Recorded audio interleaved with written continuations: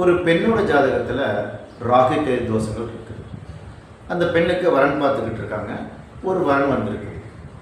அந்த ஆண் ஜாதகத்தில் ராகு கேதுகள் தோஷம் இல்லை. இப்போ அவங்களுக்கு ஒரு குழப்பம். நமக்கு பிடிச்சி போச்சு ஜாதகரை, பொருத்தமும் இருக்குது. ஆனால் ராகு கேது தோஷம் மட்டும் அந்த ஆணோட ஜாதகத்தில் இல்லை. திருமணம் பண்ணலாமா வேணாமா அப்படின்னு நினைப்பாங்க. ஒரு ஜோதிட்ட போனால் பண்ணுன்னு சொல்லுவாங்க. இன்னொரு ஜோதிட்ட போனால் ராகுகேது தோஷம் இருக்குது, அந்த ஆணுக்கு ராகுகேது தோஷம் இல்லைன்னு சொல்லுவாங்க. இப்படி குழப்பமான ஒரு சூழ்நிலை ஏற்படும். இந்த மாதிரி குழப்பங்கள் வரும்போது அந்த பெண்ணோட ஜாதகத்தில் இந்த ராகுகேது தோஷம் பாதிப்படையக்கூடியதாக இருக்குன்னு பார்க்கணும்.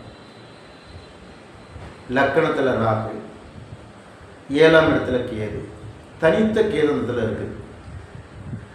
இந்த 7ஆம் இடத்துல இருக்கக்கூடிய கேதுவோட மற்ற பாவகிரகங்களும் இருக்குது அப்படின்னா அது கொஞ்சம் பாதிப்பை ஏற்படுத்தும் மன வாழ்க்கை.